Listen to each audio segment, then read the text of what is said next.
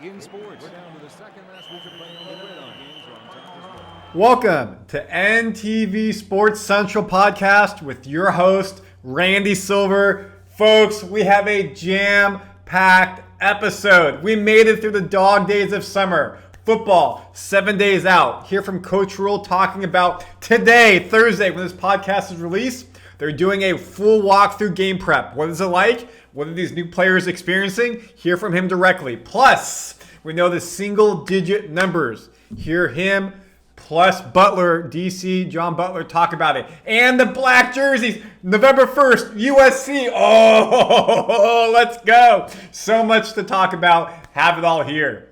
But before football plays this upcoming weekend, volleyball. Big Red Volleyball is back. The AVCA kickoff. Woo! Pittsburgh, number 3 in the country on Friday. Stanford, number 6 in the country on Sunday. Playing the number 1 team in the nation in their home, the capital city. It's going to be so much fun. And folks, we have it all broken down for you. Plus, we know who the captains are. Well deserved by these 3 young women. So much to get into. We made it. Sports are back in Husker land. So folks, let's start with football and then we'll move on. The first thing we're going to talk about is the scrimmage. They had 2 scrimmages.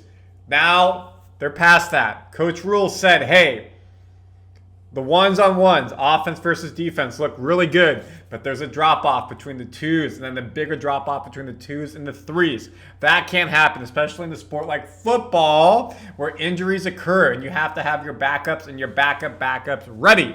Well, to get ready for Cincinnati at Arrowhead, what do they have to do? Not just have the players ready, but understand what a schedule will be like. A lot of new players on this team. Dane Cook, wide receiver number 1B. He's been asking Rhule, what is game day like? What can I do? What can I do? And Rhule said, hey, you know what? Today, when this podcast is released, August 22nd, they're playing August 29th. August 21st. They're playing August 28th in Arrowhead. Well, how do you get ready for a game? You do game prep. And you do a scheduled walkthrough, as Matt Rhule will tell you. Thursday coming up, we'll do a mock game. And that's from we start in the morning, like, hey, brunch is at this time, come over here at this time. Today, today we did the 2:30 game, right, which will be our first Big Ten game. And so, plus, we need some heat out here. We need to practice in the heat of the day. So. When he says 2:30, let me clarify. This was Saturday, August, would have been the 18th, August 16th, if I did that correctly. They practiced final scrimmage in the afternoon. It was 95 to 100. Heat index like 105. Get ready. It was hot. And that's what he's saying. We got to practice what that'll be like when we have game days on the weekends. They're usually practicing in the morning before it gets super hot. It starts off, there's, breakfast in the morning, then optional recovery, then there's a walkthrough they go to, then they come back, then we do like a neurocharge where we do things with tennis balls to wake the guys up and all this stuff, and then there's a special teams call out that we do, and then we go upstairs, there's an optional chapel, then there's a meal. So we did it all in our building, like simulating like, hey, you would go back to your room, but guys just kind of went and sat on the couches until it was time for the next thing. I can't stand things like that. I always feel like it's a waste of time in terms of like, man, we spent 4 hours just practicing, showing up, but we have so many young guys and so many new guys, right? So, excuse me. I love what he says there. I don't like to do it, but I need to do it to get these young guys and these new transfer players understanding what a typical game day is like here in Nebraska, at Nebraska. And that is a coach who's not steadfast in his ways. He's not like, nope, no matter what, nope. He's understandable. He's recognized is what is needed for this team to be successful. And I don't like it, but we need to do this so that way we as a program can be at the best shape we can be on game day and understand it. That is a coach that I want. Because some coaches will say, no, I don't care. Like so many guys saying like, hey, Dane Key asking me questions like, hey, in pregame, what do I do? What can I do this? Can I do that? And as deliberate as I am, there's some things I don't care that much about. Like to me, like once we wake up on game day, other than being on time, like you're getting yourself ready to play. Like my intentionality is like through the whole season. Once we get to Friday, Saturday, like you're the ball player. I'm not playing. So just letting them kind of work their schedules out and all that. And then Mitch, we did the full thing out in the field, the full warm-up stretch, so that they got used to that. So we did that. We'll do it again Thursday. I haven't played many 8 p.m. games in college, so it'll be different. And, there's no games on during the day, so just making sure guys kind of deal with the boredom.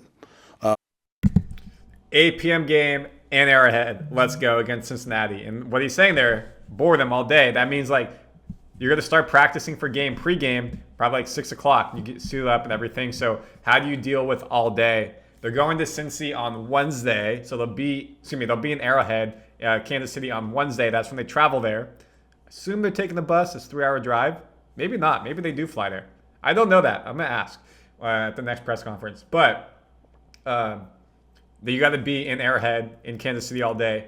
Prepare for that early so you know what it'll be like next week. I like that. Waking up, like when we're in Kansas City, like we'll get up. We have rolling brunch. We try to cut the day to like 11, and then we go to a high school usually. So we'll go to like a local high school and we'll throw the footballs around, just kind of get out of the hotel and catch our breath and just do something different, and then come back and kind of get in the day. So we'll practice that on Thursday. Again, that's a very self-aware coach who's like, hey, I know what my team needs to be successful. Let's go for it. Now, who are they playing? Cincinnati. If you haven't been in the news, go look it up. They've had some issues. They had a player who was removed from the team. Apparently, there's been some infighting. Their coach said last week that, they had a terrible week of practice, and thank God it's not game week. So, not looking good PR-wise out of Cincinnati. Everything we're hearing from Nebraska has been very good in the press conferences. Obviously, game day, iron on iron. You got to prove it. What's Coach Rhule saying about Cincinnati 10 days out? Bunch of good players. I think for us, though, I think it's really crucial is we will not start talking about the first opponent until Friday with our team. So to me, it is a slippery slope when you start talking about them really early, because by the time the game gets there, it's like, I want there to be like that feeling of game week. And so especially for the next week. And so like Monday, Tuesday, Wednesday, Thursday, while Thursday will be a mock game, we are playing ourselves still. Like I hear a lot of coaches, they believe in like, hey, getting the 2s and 3s ready, and resting the 1s. We're trying to catch a lot of teams ahead of us in the Big Ten that are pretty good teams, and so we have work to do. So we're going to work on us this week. We're going to compete against ourselves. We'll get better. We'll try some, we'll move some guys up, down, just to get some different looks. But in terms of their roster, there'll be some guys that show up that that they're counting on that we haven't seen, but there'll all be some guys that we're counting on that they haven't seen, and part of it's like thanks to some of the technologies that we have now, you can go back and watch a player that's starting in one school, but how he played in another school. So we'll make tape. We've made tapes already for guys like that as well. How nice. Very interesting response. I like that. Hey, this week is about us. Again, when this scrimmage is happening, which you may be watching if you're watching this live as it comes out or on Thursday or Friday, now they're going to be focusing on Cincinnati. Game's over, inter-squad scrimmage. Now we can move forward. And he made a good point. Like Dane Key, for us, he's going to be a starting wide receiver. There's 3 years of tape on him at Kentucky. Pretty good tape, by the way. He's going to be big for us. He's a big guy in general. But there's going to be tape that they know people who transfer to Cincinnati who should be good. But there will be somebody who came from maybe an FCS school. You'll have a lot of tape. And you don't know about that. So it'll be interesting to see how it plays out. I remember I was in high school. I went to Northwood High School in Irvine, California. We were a pretty bad team my junior year, but we had a lot of talent my senior year. And we knew going into my senior year, we'd be pretty good. And the team that we played definitely took us for granted. And we beat them like 54-16. It was a blowout. And it just helped us as a team build confidence knowing that we knew we were good. We saw ourselves good in summer, but now we put it on tape. And the rest of this league, the rest of the area was on notice. Ended up in the semifinals of playoffs that year. So we'll know a lot about Big Red playing Cincinnati, just in terms of where they're at and what they do. And then finally, from him, you see him wearing right there a black shirt. Well, they announced black jerseys. You guys saw the social media post. Whew, let's go.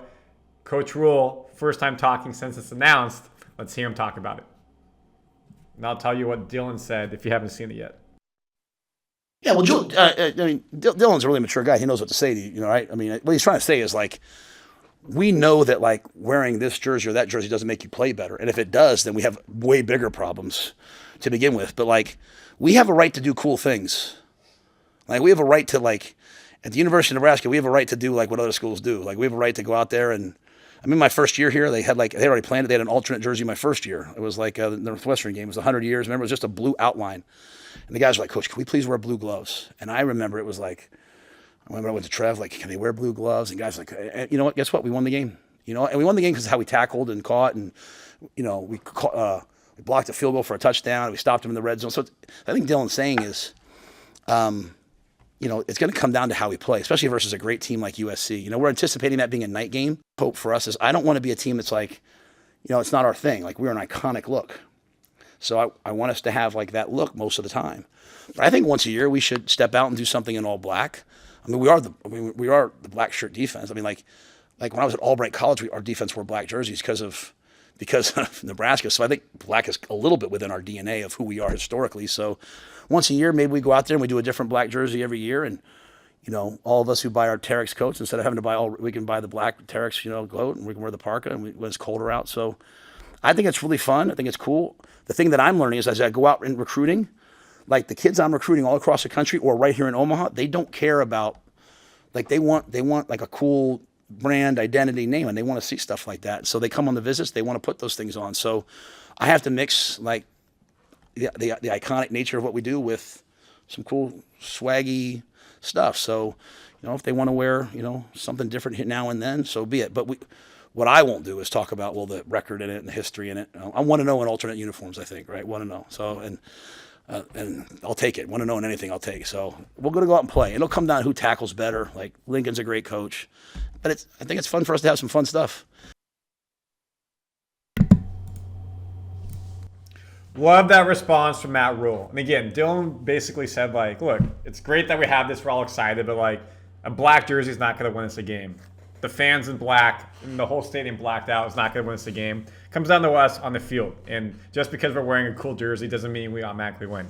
That is what Matt Rhule's explaining at the beginning of it. And then the back half of it, I love as well. It's like, in today's social media culture, people want swag. People want to feel they're part of a brand bigger. And, like, they see that, they're like, oh, I want to be a part of that. I need to be a part of that. And so the fact that, like, you can now have recruits come into this game against USC and see a blackout and see the fans and put on the gear, dang, I can imagine myself playing DN here, cornerback here, wide receiver here. Look around. Oh, my word. I get to play in a sea of 90,000 people, all black. Yes, I'm here. And he's right. Yeah, the team hasn't won a lot of games and been in the playoffs as much as you'd want the past decade. But this iconic brand, you remember it, you recognize it, you live it daily, but have fun. Football is a fun sport, and do this, and it helps grow the brand, it helps grow the culture here, and brings in higher and higher recruits, you win more games, etc., etc. At the end of the day, it comes down to them winning on and off the field. And then lastly, folks, we have to talk about single digits. Number 0, Javin Wright. Number 1, Syer Wright. Number 2, Ja'Cory Barney. Number 3, Marcus Buford. Number 4, Janarian Bonner. Number 5, Riley Van Poppel. Number 6, the transfer Dane Key. Riley Van Poppel was a redshirt last year after playing a lot his freshman year. So that's a big thing for him. Number 7, Malcolm Harzog. Number 8, Deshaun Singleton, the defender. And then 9, Vincent Schaefer's Jr., who was number 1 last year, being revoted as a single digit, but this time as number 9. It's big. We know what this means for Huskers football. And defensive coordinator John Butler does a great job. And defensive coordinator John Butler does a great job talking about the meaning of this. Let's hear him talk about it. We're trying to get these guys to play as hard as they can, as physical as they can, and execute at a high level, and do it for each other. That ultimately is the kind of the bonding formula. The fact that you're doing it for your teammates, you're not out there playing for yourself. So if you then get voted as one of the 10 players to wear a single digit, I think that's just a testament of what the players think of them. And with Vincent, obviously, he went from 1 to 9, which meant he was revoted into that capacity as opposed to just keeping his number 1. So I really believe that any of those players that have been voted into that position that then accepted that number, they should feel great about how their teammates think of them, and then it is a tremendous responsibility to then uphold that.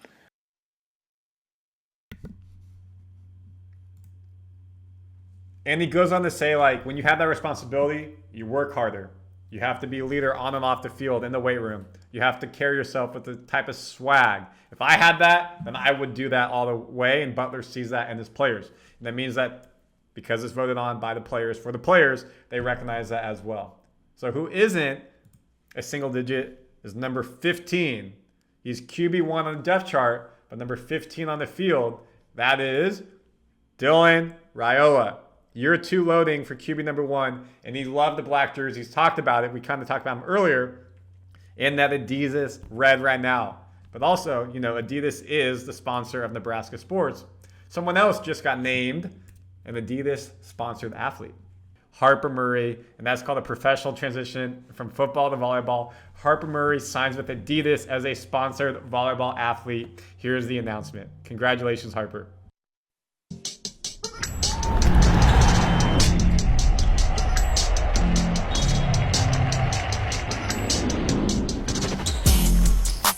You don't always have to speak loud to be heard. The work, the pressure, the pause before the serve, that's where I live.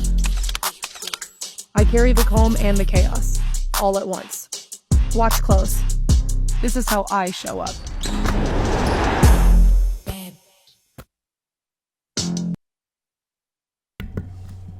Harper becomes the second volleyball athlete ever to be sponsored by Adidas. The first, Lexi Rodriguez. Of course, Nebraska isn't. Sorry, the music kept playing in. Of course, Nebraska is an Adidas school. Do you see it right there? No, my Huskers don't have Adidas. And it would make sense. 2 years loading with Harper. She's now a junior, upperclassman on the team, looking to be successful, bring a national title to the team since 2017. Well, folks, she's a leader on the team, but she's not a captain on the team. We now know the captains are the 3 you see on the screen. Bergen Reilly, junior, All-American setter. Rebekah Allick, middle blocker, senior. And finally, Andi Jackson, All-American middle blocker, junior as well. 2 juniors and the senior are your captains for Huskers Volleyball 2025. Give them a round of applause. It's well-deserved. Bergen and Andi, kind of expected. All-Americans, leaders, upperclassmen this year, juniors. Setter, of course we know, is a focal point of this team. Running the offense, getting the ball to where it needs to go between your outside hitter, your opposite hitter, hitting from behind the line, your middle blockers. Bergen doesn't do it just offensively with her dinks, her assist. She's a menace on the net, getting blocks as well. She's a full, complete player. So is Harper Murray, who I thought would have been the 3rd captain, but I think Rebekah Allick took that role from her. And when I say took it, it's no hatred. She earned it. She's been the star of preseason. DBK has said multiple times, she's been a vocal leader on and off the court. At the end of the red-white scrimmage, you could tell the play kind of got tired. First time doing a live inside the Bob Devaney Sports Center for sets. It got quiet towards the end. Fans started leaving. Rebekah's voice was the only person DBK heard and said, propel this team forward. She was the MVP of that match. She was named Nebraska Lifter of the Year for volleyball. At the red-white scrimmage again, she held up the trophy. At the alumni match, she had big points, big blocks. She was focal throughout. She earned this role. Rebekah also talked about being a mentor to the younger players. The Nebraska Gatorade Player of the Year in high school for volleyball. A local from Waverly area. Now in Lincoln, the capital of the city. Basically, sitting next door to each other. She's earned this right to be a captain. And it was recognized to be rewarded. And then you have Andi Jackson, All-American middle blocker, who is a offensively, one more time. She's I don't have any words for it. When I watch her on court, I'm on the court pregame, and I see her do her jumps. Wow. She gets so high 1 foot. And it's not just Nebraska who thinks she's deserving. Players at the Big Ten Media Day from all the schools. Who's most likely to win Big Ten Player of the Year? Andi Jackson received 10 votes, beating Izzy Stark, Mimi Kohler, and Kennedy Martin. That's impressive.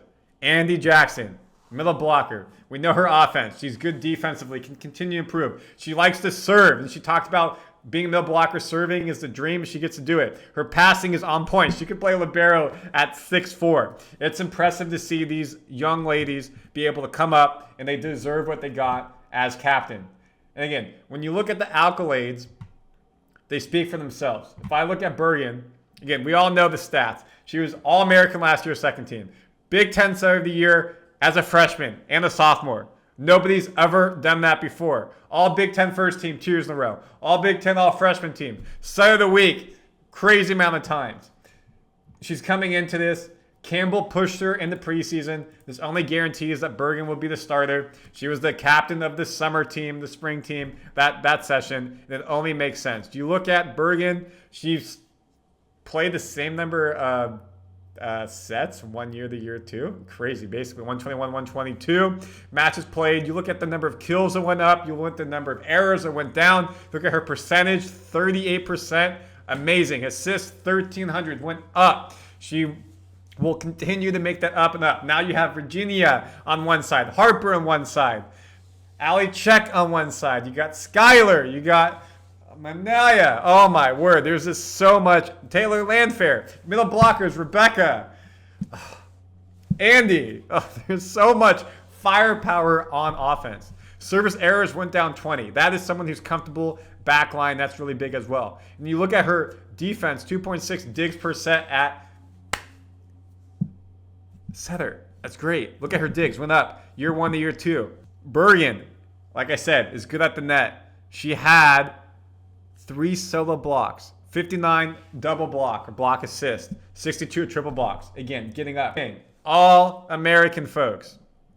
All American folks. AVCA All-American 2024. All region team. All Big Ten first team. By the way, All-America first team. Not second team, not third team. First team. She's about to have lock unloaded this year. She looked so good in preseason. And she's a really nice person. The way she interacts with her teammates, her fans, could not be happier for somebody as well. You look at what she did. Kills went up almost 300 last year. She's going to get well over that, I feel like, this year. Errors went a bit higher. Not the end of the world. Love to see it come down this year. Look at her assists. She's not really doing too much. Not there. You look at her blocks. 12 solo blocks. 122 block assists and triple blocks. 134. She is active. I'd like to see her probably get 20 solo blocks. That would be amazing this year. And just doing a great job across the board. The dark horse in some eyes to get this role has earned it. Last year wasn't as focal point on this team. All Big Ten second team 22-23. AVCA All-Region Team 22-23. Big Ten Freshman of the Week multiple times. Big Ten Defensive Player of the Week multiple times. But last year didn't really have those season accolades. Seems like this year under DBK, she will have a monster role on this team, a big team. When Andi's not playing, it's Rebekah as your middle blocker. You look right here again. Last year, look at the stats. Her kills were the most of her career, which is amazing. 198, 185, 189, going reverse order. Significant. Shows that she's consistent year over year over year. I think it will be the highest she'll ever have. You look at her blocks. 19 solo blocks last year. 19. 137 assisted blocks, 156 triple blocks. So she was good, really good. Her production wasn't enough for her to be a all Big Ten, All-American. However, I think this year, lock and loaded. She was part of the Big Ten preseason team. Who else was a part of that? Andi, Bergen, Harper. Again, I don't think this means that Harper is not going to be a leader. She's going to be a vocal leader on and off the court. We've already seen that. Watching her the past couple of weeks, her passing, her hitting, her talking, her defense, her being able to help with the set. She is so well-rounded, the most well-rounded player probably on this team. She could play any position, really, if she wanted to. I'm sure deep down her heart, as a leader, she wants to be the captain, wants a captain role. Doesn't mean she can't act like a captain, be a captain, and be an honorary captain in some sense. And that's Harper, who she is and what she'll do. So it stinks. Stinks the wrong word. I'm happy that Andi, Bergen, and Rebekah got it. Senior, 2 juniors. And this means that now we get to see them be captains as we move into the AVCA kickoff, folks. And that's Friday, Saturday, Sunday, Monday. Most of the games are in Lincoln, in the capital city. So on Friday, on Fox, Nebraska versus Pittsburgh, 7 p.m. You know who's on Fox? This guy right here. We're going to have a pregame show for you. You don't want to miss it before Nebraska. Myself, Darren, our sports director, Bill Steckis, I should say Darren Woodberg, our sports director, Bill Steckis, sports reporter. We have everything you need to know about Nebraska volleyball, breaking down the games, the season, profiles on DBK, Rebekah, much more. Half-hour pregame show. We got you leading up into the match. Let's go. Then you have Stanford, Florida on Saturday, Kansas versus Vanderbilt, Penn State, Creighton. Look at that. You have the top 3 teams here. Then you got number 9. And you got number 6. And speaking of number 6, Nebraska, Stanford on Sunday. Pittsburgh versus Florida before that. 1 p.m., 3:30.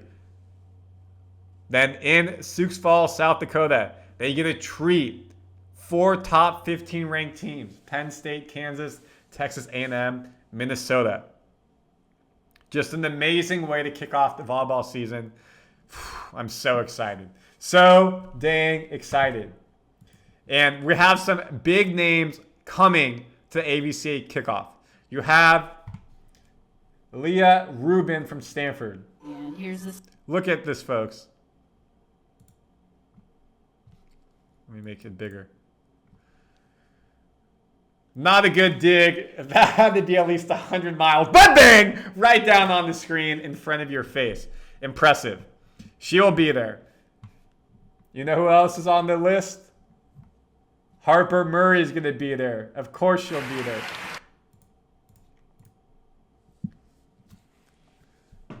Can't wait to see her. And she played basically every point all preseason, never came out. I expect the same. I mean, when the starters weren't playing, yes. But I expect Harper to be out there going through the full rotation again and again and again. First game is against Pitt Volleyball, folks. Pitt Volleyball. And they see this game as big as they know, 1 versus 3. Pitt last year was just like Nebraska, 1-2 in the NCAA tournament, both lost in the semifinals, both looking for revenge, redemption. They have a tough schedule as well. They're losing some key players who left or transfers. They have a lot of transfers and freshmen coming in, just like Nebraska. And returning, you have Olivia Babcock, 2024 starter, middle blocker. Bray Kelly, 2024 starter. Middle blocker, Ryla Jones, 2024 starter. And then some players coming back. Olivia Babcock is a real deal. As a sophomore, was, or currently is, the AVCA National Player of the Year. Preseason All-ACC team this year. AVCA National Player of the Year watch list. Could she go back-to-back? Look at all these awards. Just unbelievable. 538 kills on the year. A 25-point scoring era individual season record. She's a real deal. Almost 5 kills per set. 2 triple-doubles on the season. 12 aces in the single match. And that's who you're facing as your first match of the season. We need to be ready. The alumni did a great job getting us ready. And they, as a team playing each other, have to be ready. That is big time. That is big time.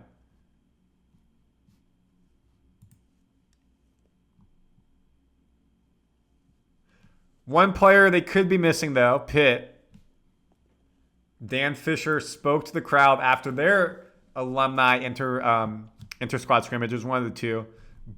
Her name, Bray. It was blue gold scrimmage. Excuse me, Bray Kelly. Again, we mentioned coming back. She had a doctor's appointment on Monday, a couple days ago. We'll know more. At the recording of this, I'm not sure. I'll be at the press conference for these teams when this is coming out. And, of course, we'll have an update for you, Randy Silver TV on Twitter. And then everything you want highlight-wise, we will have it for you. I'm so excited. So excited for the AVCA kickoff. Folks, it's going to be really good. DBK, again, go to my Twitter. I put clips, same as TikTok. Harper, Bergen, and Laney were the 3 players she called out as doing really good in the alumni match. Laney came out with the black shirt. She was the first libero. Could be a sign to come for this weekend.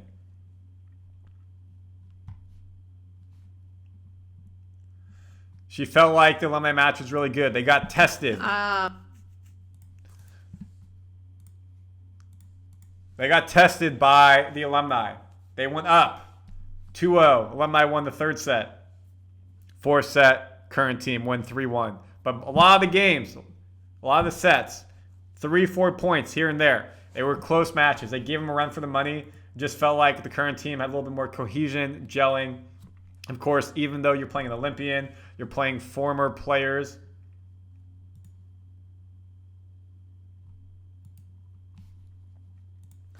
Even though you're playing Olympian, you're playing former players. It's tough. It's tough when this team is current. But for them to beat that type of talent is amazing. So I love this for this team. And this team is ready to go. And they're going to be led by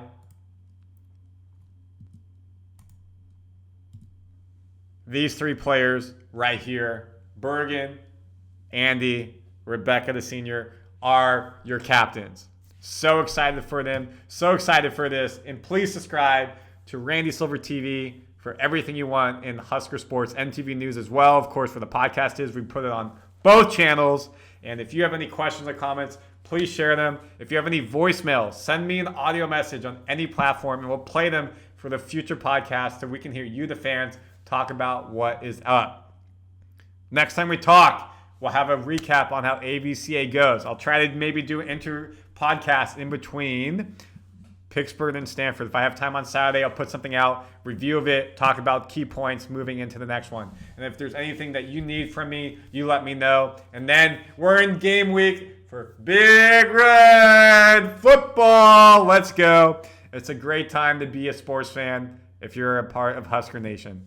Let's get it. And of course, this doesn't even talk about soccer and the other sports going on. So this has been NTV Sports Central Podcast with your host, Randy Silver. Please like and subscribe on all platforms so you don't miss it, and all socials. We'll see you on the next episode. I'll see you at the AVCA kickoff. In sports, we're down to the second last week of playing on the gridiron. Games are on top as well.